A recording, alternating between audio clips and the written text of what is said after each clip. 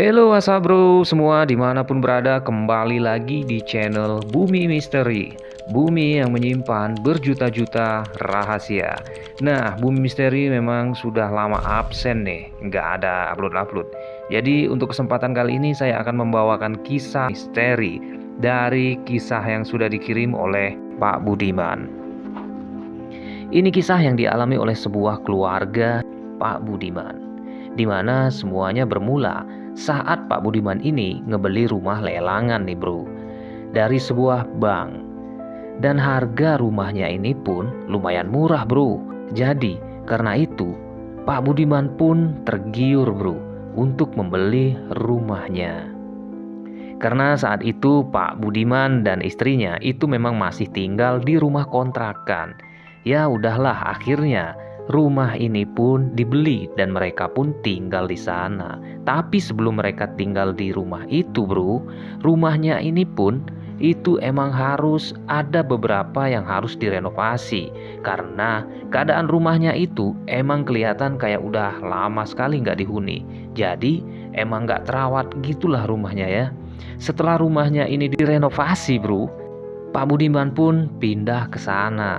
Ya, di mana Pak Budiman ini tinggal dengan istri dan satu anaknya yang masih balita berusia 2 tahun. Nah, awal-awal tinggal di rumah barunya ini ya semuanya normal. Cuma di hari pertama anaknya Pak Budiman ini emang itu sangat rewel sekali. Sering nangis gitulah. Jadi anaknya Pak Budiman ini minta pulang terus ke rumah kontrakannya. Lalu maksudnya balik ke rumah kontrakannya yang lama. Karena emang masih anak kecil kan, jadi ya Pak Budiman pun mikirnya ya wajar aja lah gitu kan. Mungkin anaknya ini masih beradaptasi gitu dengan rumah dan situasi yang baru. Terus setelah seminggu Pak Budiman tinggal di rumah barunya ini, mulai keanehan-keanehan yang mana ini sudah mulai mengganggu nih. Karena yang pertama ini soal bau di rumahnya itu sering banget muncul bau-bau yang bener-bener membuat Pak Budiman ini nggak nyaman. Bau yang nggak nyaman ini muncul itu menjelang maghrib sampai habis isya bro. Dan itu kayaknya bau bangkai gitu. Ya gimana ya, kita aja mencium bau bangkai ini pastilah tutup hidung ya bro. Nah jadi awalnya mereka pun pikir ya mungkin bangkai tikus lah, atau bangkai hewan-hewan yang mati kejepit, atau bangkainya nggak ketemu di sebelah rumah. Jadi baunya ini memang sangat nyengat sekali bro. Tapi yang anehnya di sini, baunya ini pindah-pindah bro. Sumber baunya ini ada di ruang tamu, terus mereka nyari di ruang tamu nih, bau itu pindah bro. Padahal di sini Pak Budiman ingin membersihin kalau memang ada bangkai tikus. Terus dicari-carinya. Dan udah itu gak ada juga dia nemuin bangkai-bangkai yang ada di dalam ruangan itu. Tapi sumbernya itu udah pindah ke kamar. Setelah dicariin sumber baunya yang di kamar itu, ternyata baunya pun berpindah kembali. Baunya ini pindah ke kamar mandi nih. Yah, bener-bener aneh banget. Dan ini emang berhenti kecium baunya itu setelah habis isya gitu loh. Tapi karena udah beberapa hari yang ngalamin bau-bau berpindah-pindah seperti ini, ya baunya itu nggak pernah tetap ya. Udah akhirnya mereka pun di sini mau gimana lagi? Ya terpaksa mereka terbiasalah dengan keadaan yang kayak gini nih, mencium bau bangkai. Cuma soal bau ini ada kejadian lagi yang mana ini kejadiannya pas Pak Budiman ini pulang kerja. Nah Pak Budiman ini baru sampai aja di rumah. Terus itu ada anaknya. Begitu nyampai, anak Pak Budiman ini langsung ngomong nih dengan bahasa cadel karena anaknya ini masih usia 2 tahun gitu ya. Dia bilang kalau di kamar itu ada seseorang. Anaknya Pak Budiman ini menunjuk-nunjuk kamar yang ada di sebelah ruang tamu itu. Katanya ada hantu. Kamar itu tempatnya istrinya Pak Budiman untuk menyetrika baju ya. Jadi nih saya jelasin di sini nih, rumah dari Pak Budiman ini kan ada 2 kamar tuh. satu kamar ini difungsikan untuk mereka tidur bertiga dan satu kamarnya lagi itu digunakan untuk menyetrika. Nah, jadi di situ tuh kamar yang satu ini yang ditunjuk-tunjuk oleh anak Pak Budiman ini. Dan dia bilang katanya ada hantu. Dia pun bilang dia melihat ada hantu di situ. Dia sedang tidur guling-guling, kata anaknya yang berusia 2 tahun ini. Nah, jadi gini bro, denger anak kecil ngomong kayak gitu, ya itu menurut aku ngeri banget sih. Kan gak mungkin kan anak kecil bisa sampai ngarang-ngarang cerita begitu. Apalagi ini masih berumur 2 tahun bro. Ya kayaknya anak Pak Budiman ini baru-baru bisa ngomong lah. Nah, jadi denger kayak gitu ya Pak Budiman pun langsung merinding nih bro. Tapi Pak Budiman tetap berusaha stay cool lah gitu di depan anaknya. Udah nggak apa-apa. Biarpun di situ Pak Budiman udah bener-bener merinding nih, merinding banget. Biarpun itu kejadian belum malam, masih sore, tapi Pak Budiman ini udah capek gitu pulang kerja, terus mana dibawa oleh suasana yang membuatnya merinding bro. Sebelum mandi, Pak Budiman ini berpikiran ke kamar yang tadi ditunjuk oleh anaknya. Nah, jadi dia ngecek lah. Pas dicek, ternyata kamar itu di atas tempat tidurnya ada gumpulan tanah basah bro. Nah, sontak saja pas Pak Budiman megang tanah ini, itu beneran loh, tanah beneran. Itu tanah basah yang sedang dipegang oleh Pak Budiman. Lalu tanah ini tiba-tiba kecium nih bau bangkai. Dan bukan dari tanah ini aja, itu bau bangkainya sepintas lalu lewat di dekat Pak Budiman. Baunya bener-bener kayak sekilas gitulah. Jadi di situ Pak Budiman pun langsung lah kayak merinding lagi gitu. Pak Budiman pun langsung keluar tuh dari kamar yang ditemuinya ini ada tanah basah tadi. Nah, Pak Budiman nggak maulah nih cerita ke istrinya karena nanti hanya membuat istrinya jadi kepikiran dan juga takut istrinya menjadi makin takut gitulah. Jadi emang dijaganya sekali tentang apa yang dialaminya ini. Dari kejadian yang dialami oleh Pak Budiman ini pun, Pak Budiman pun pergilah ke rumah orang tuanya. Nah, seperti ngadu lah gitu kan. Nah, begitu dia cerita nih soal apa yang terjadi di rumah barunya ini dengan bapaknya ini, di situ bapaknya pun langsung bilang, makanya jangan beli rumah itu. Nah, jadi ayahnya Pak Budiman ini itu sebenarnya kurang setuju saat Pak Budiman ini berencana mau membeli rumahnya ini. Tapi karena Pak Budiman ini dengan istrinya emang masih belum punya rumah, ya orang tuanya mau nggak mau ya setuju-setuju aja. Lagian juga Pak Budiman kan masih mengontrak. Makanya itu Pak Budiman pun tetap bersikukuh untuk ngebeli rumah ini bro. Lagian juga harganya juga lumayan miring nih. Akhirnya di situ ayahnya Pak Budiman ini pun nyaranin, coba adain tahlilan lah, baca Yasin di rumah itu dan konsultasi juga dengan warga-warga di sana. Ya, mungkin warga di sana ada yang tahu tentang sejarah dan latar belakang soal rumah barumu itu. Akhirnya nih, Pak Budiman mengikuti saran ayahnya ini dan mereka pun ngadainlah doa bersama di rumah barunya Pak Budiman ini. Pak Budiman pun di sini mengundang warga-warga bro, tetangga dan juga Pak RT-nya. Warga di sana antusias banget gitu ya untuk datang dan ikut berdoa di rumah barunya Pak Budiman ini. Sampai Ustadz juga datang berdoa di rumah barunya Pak Budiman ini. Singkat cerita, malam itu ya setelah habis baca-baca doa gitu, jadi satu persatu warga pun mulai berpulangan.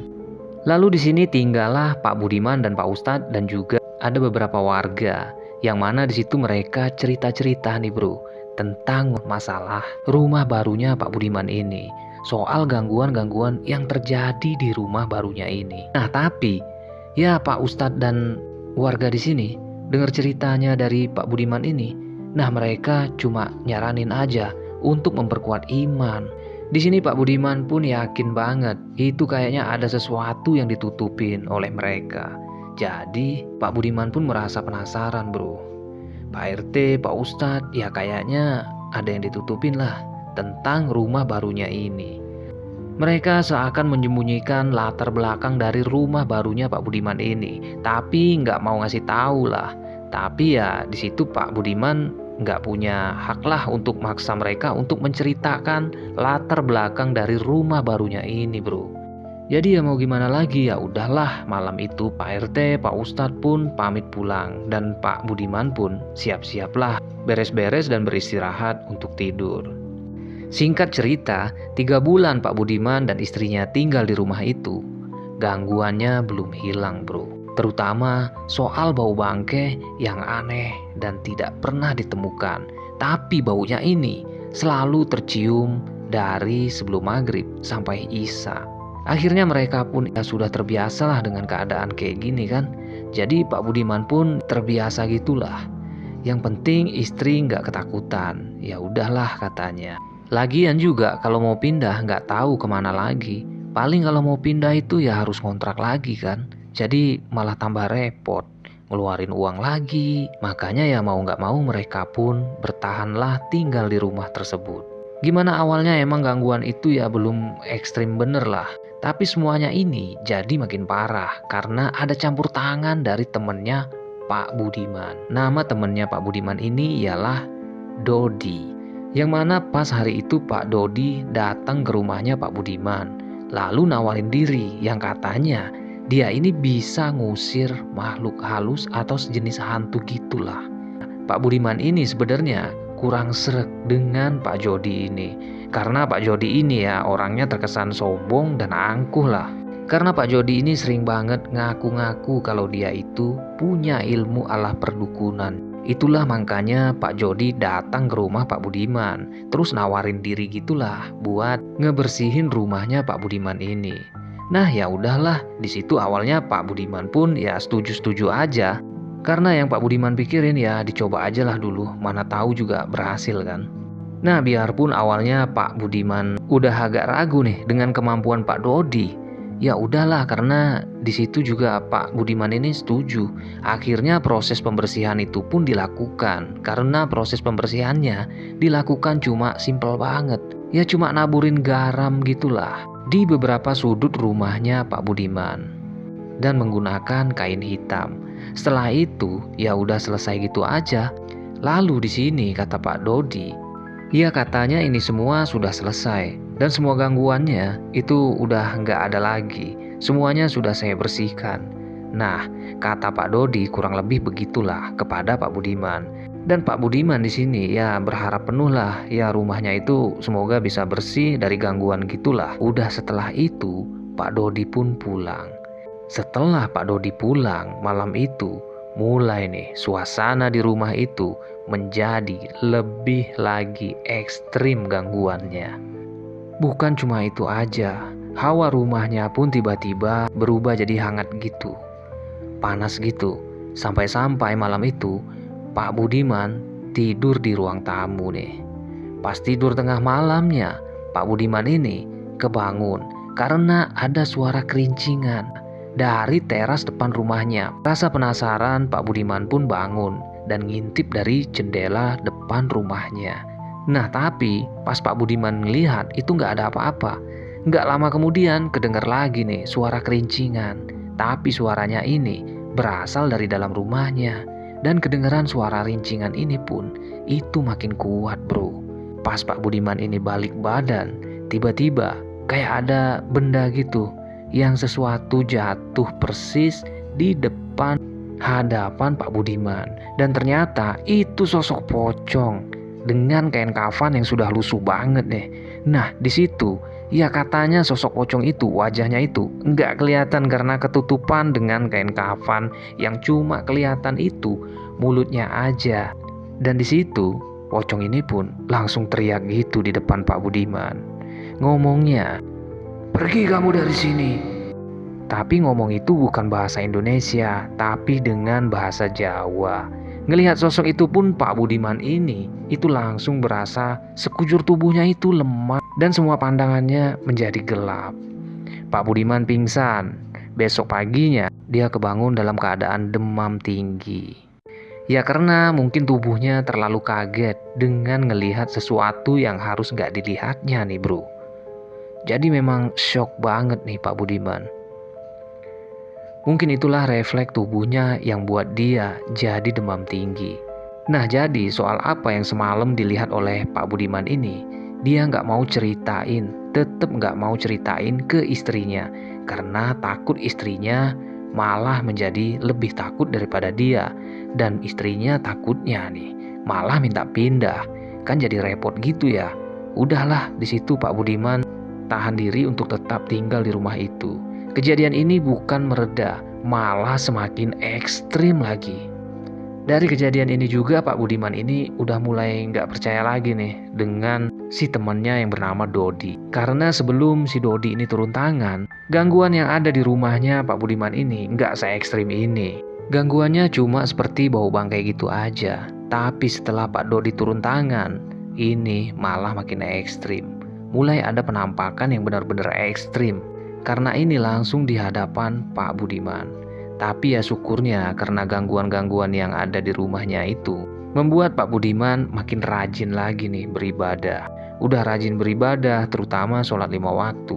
Bahkan sampai sholat tahajud. Udah sangat sering dia lakukan. Karena emang udah ketakutan banget bro.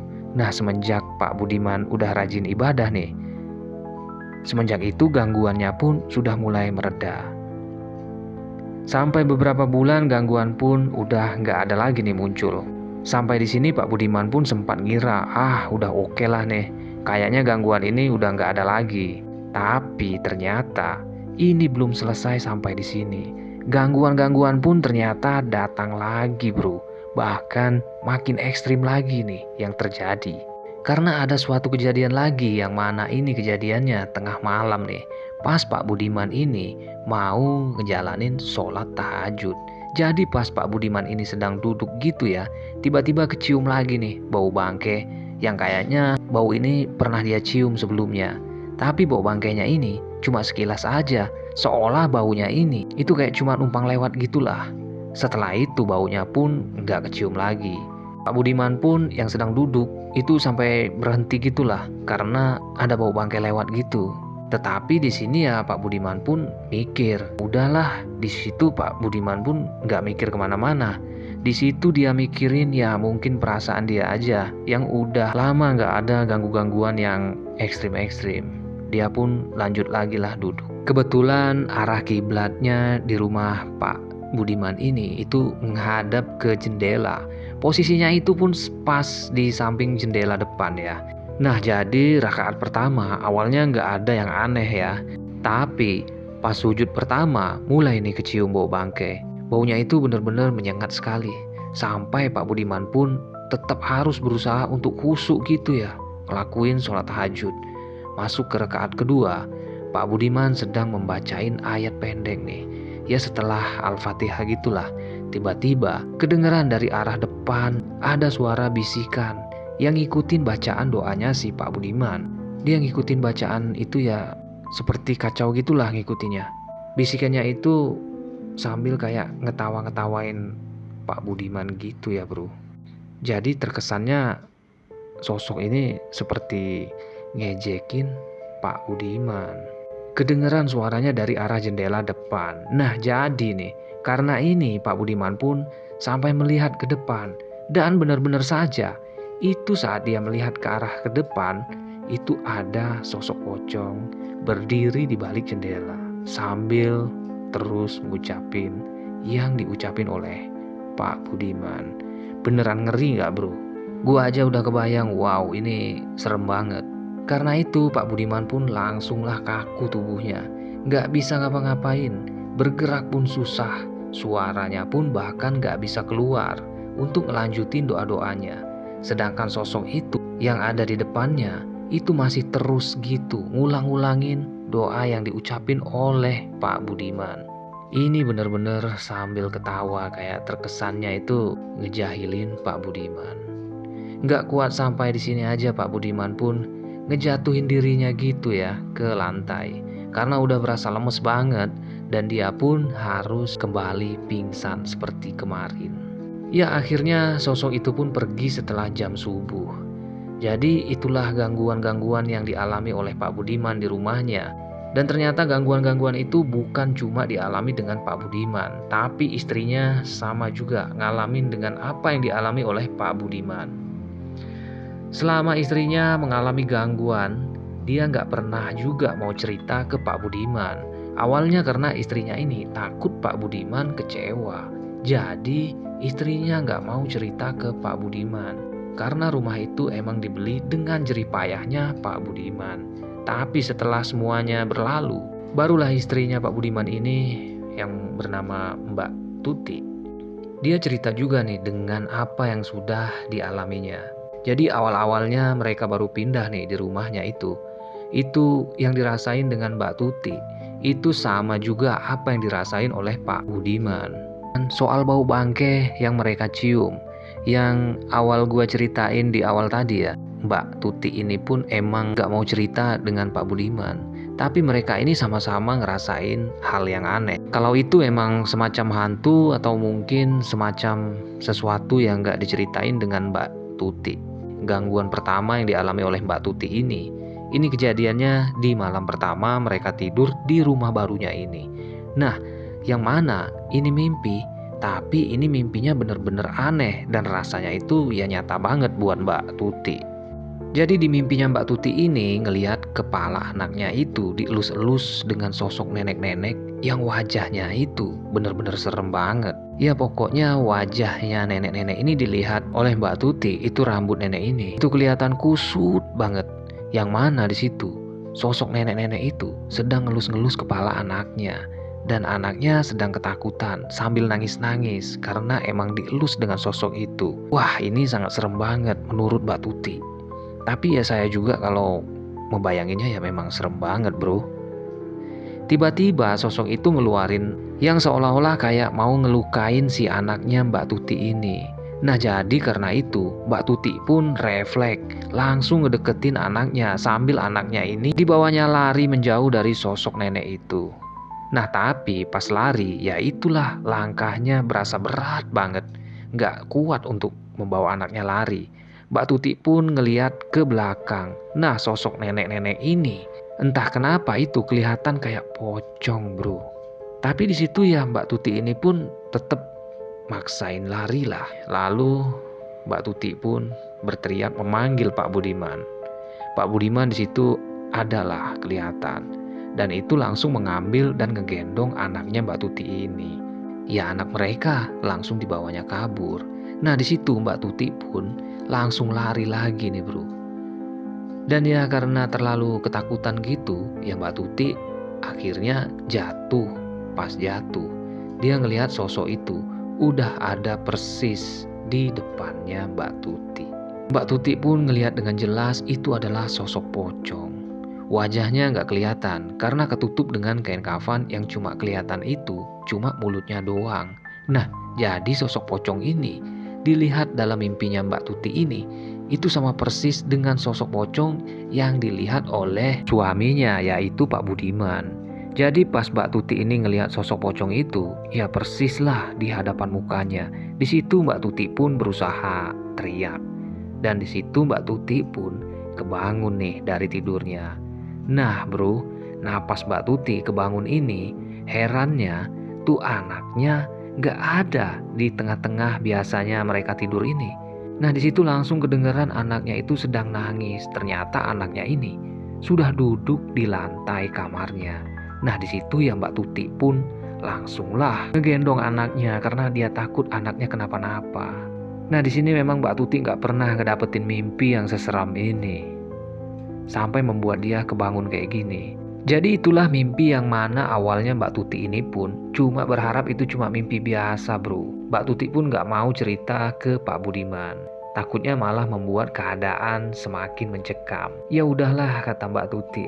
Kejadian ini pun ditelannya sendiri. Namun rasa yang ketakutan dialami oleh Mbak Tuti ini, ya Mbak Tuti harapannya semoga mimpi itu mimpi biasa aja. Dan ternyata di sini gangguan yang dialami Mbak Tuti pun mulai berdatangan nih. Karena gangguan ini bukan dari mimpi lagi, tapi emang secara langsung. Nah, gangguan yang pertama dialami oleh Mbak Tuti ini nih soal tanah basah yang dia temui di teras rumahnya. Ceceran tanah basah ini yaitu tanah yang memanjang mulai dari teras sampai pekarangan di belakang rumahnya. Yang mana tanahnya itu selalu berhenti di sumur tua yang ada di pekarangan rumahnya di bagian belakang. Memang ada sumur tua yang udah nggak kepakai lagi nih. Jadi di situ tanahnya selalu berhenti. Tapi tanpa pikir panjang, Mbak Tuti pun langsung nggak mau ambil pusing. Dia lihat tanah basah itu ada di rumahnya. Biarpun dia sebenarnya takut dan ngerasa aneh gitu ya soal tanah ini. Di situ dia nggak mau memperpanjang masalahnya, nggak mau ribet lah atau menakut-nakuti dirinya sendiri. Bukan cuma itu aja, ini ada kejadian lagi yang dialami oleh Mbak Tuti. Kejadian ini masih siang, tapi menurut aku sih serem banget. Nah, jadi di sini nih kejadiannya. Siang itu di rumah mereka itu cuma ada Mbak Tuti dan anaknya, sedangkan suaminya Pak Budiman itu sedang kerja. Nah, jadi di situ Mbak Tuti ini sedang masak kayak biasa dan anaknya ya sedang main di dapur lah. Dan posisi anaknya ini yaitu pas persis di belakangnya Mbak Tuti. Pas sedang masak, Mbak Tuti ini manggilin nama anaknya tapi nggak ada nyaut. Pas dia ngelihat ke belakang, ya anaknya ini udah nggak ada lagi di belakangnya. Coba, mau dicari kemana nih? Nah, sontak aja Mbak Tuti langsung nyari anaknya. Ternyata anaknya ini nggak ada sampai ke depan luar bagian rumahnya.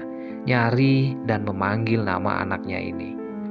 Nah, jadi di sini ya Mbak Tuti ini sudah mulai panik karena usia anaknya ini ya masih sekitaran 2 tahun. Takutnya anaknya ini pergi kemana-mana.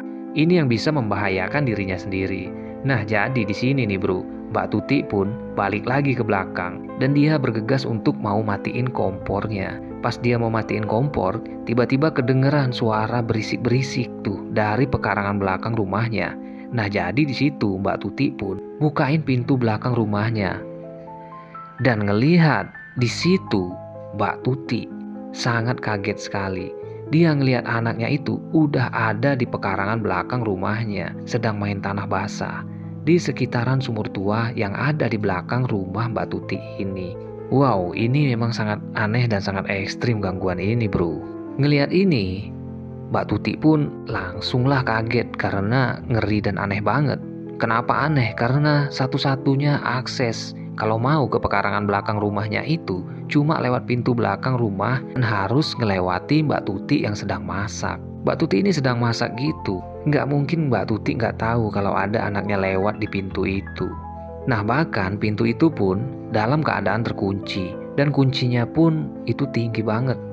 Jadi anaknya ini ya namanya juga masih berusia 2 tahun.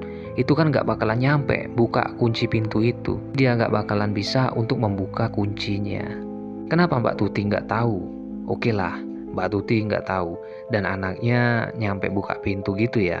Biarpun nggak logis gimana caranya anaknya membuka pintu itu dan menutup pintu itu lagi. Padahal anaknya ini udah di luar, sedang kunci pintunya itu ada di dalam. Jadi gimana nggak aneh nih, anak itu pun udah main di pekarangan belakang, deket sumur tua yang berada di pekarangan belakang rumah Mbak Tuti ini bro. Jadi kalau mau ke sumur itu emang harus ngelewatin beberapa tumbuhan gitu ya. Tumbuhannya itu kayak tumbuhan putri malu yang berduri, yang tingginya setinggi anaknya inilah. Nah, jadi nggak mungkin kan anaknya bisa ke sana ngelewatin semak-semak berduri ini bro. Jadi inilah yang ngebuat Mbak Tuti itu ketakutan dan ngerasa aneh karena ini sudah bener-bener nggak logis gitu. Kalau kita tetap berpikir logis dalam keadaan yang udah kayak gitu, yaitu terkesan kayak cuma menghibur diri sendiri aja nggak sih?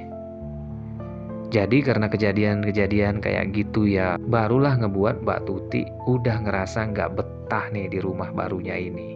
Tapi dia ini masih belum mau ngomong dengan suaminya karena udah sangat ketakutan.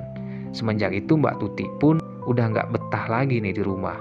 Jadi pas suaminya kerja, Mbak Tuti pun sering ke rumah tetangganya sambil ngebawa anaknya. Tapi kebanyakan sering dibawa ke rumah mertuanya. Biasanya kalau suaminya pulang, barulah Mbak Tuti dan anaknya pulanglah bareng bersama Pak Budiman ke rumahnya. Tapi berjalannya waktu karena kejadian yang mereka alamin ini benar-benar udah nggak bisa lagi ditahan nih. Apalagi soal tanah misterius, tanah basah yang selalu mereka temui di lantai. Itu emang ngebuat perasaan Mbak Tuti ini ngerasa takut. Itu kayaknya akhir-akhir ini ngerasa udah banyak yang sudah membuat mereka menjadi kepikiran dan ketakutan. Akhirnya di sini barulah mereka kompromi dan sama-sama cerita soal gangguan-gangguan yang dialami di rumah mereka. Semenjak itu barulah Mbak Tuti dan Pak Budiman ini datang ke rumah orang tuanya si Pak Budiman ini. Dan mereka pun mengadulah tentang apa yang sudah dialami oleh mereka berdua. Dan ternyata di situ ayahnya Pak Budiman ini udah tahu. Karena ya sebelumnya Pak Budiman ini emang udah ngadu duluan nih kepada ayahnya Pak Budiman.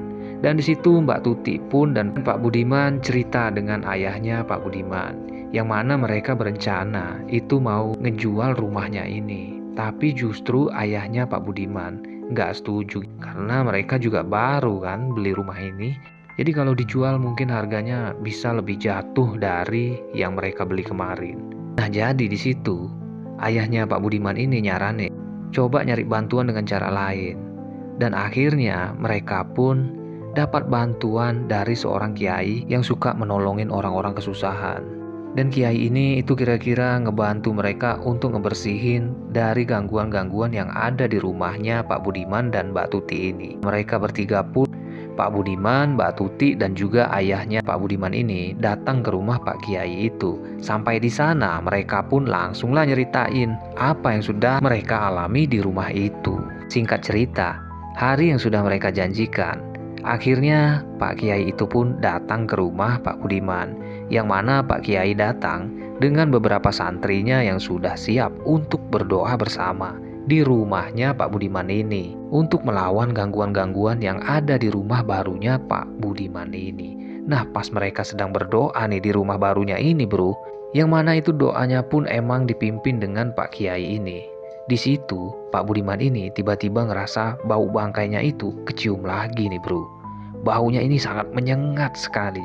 Terus bau bangkainya ini itu seolah-olah mengelilingi mereka gitu loh. Di situ Pak Budiman ini masih tetap berusaha untuk fokus berdoa. Semua tetap berusaha untuk fokus dan gak mau berpikiran kemana-mana. Dan gak lama kemudian tiba-tiba kedengeran nih suara ledakan dari dalam rumahnya. Nah setelah suara ledakan itu tiba-tiba ya bau tadi langsung hilang, nggak kecium sama sekali. Tapi di situ mereka tetap berusaha fokus untuk selesai berdoa. Setelah selesai berdoa, Pak Kiai pun nyuruh para santrinya pulang duluan. Jadi mereka itu yang tinggal di situ, Pak Kiai, Pak Budiman, Mbak Tuti, dan mertuanya Mbak Tuti yaitu ayahnya Pak Budiman. Dan di situ Pak Kiai ini tiba-tiba minta linggis, iya linggis besi. Nah, jadi mereka pun itu jalanlah menuju ke belakang rumah perkarangan Pak Budiman. Setelah sampai di belakang rumah yang ada sumur tua itu, di sumur tua itu Pak Kiai ini nyuruhlah Pak Budiman ini untuk hancurin lantai semen yang ada di dekat sumur tua itu. Nah setelah lantai semennya ini dihancurin dengan Pak Budiman, disitulah mereka ini nemuin ada boneka yang sebesar jengkalan orang dewasa, di mana boneka itu berbentuk pocong. Dan di dalam bonekanya ini ada gumpalan rambut putih dan juga ada sedikit tanah basah. Ya udah setelah itu Pak Kiai pun langsunglah membakar boneka yang ditemuin oleh Pak Budiman ini. Setelah itu Pak Kiai pun baru menjelaskan. Dari sudut pandang spiritualnya Pak Kiai ini katanya boneka itu emang sengaja nih ditaruh di deket sumur tua itu. Yang naruhnya ini pemilik rumah pertama bro.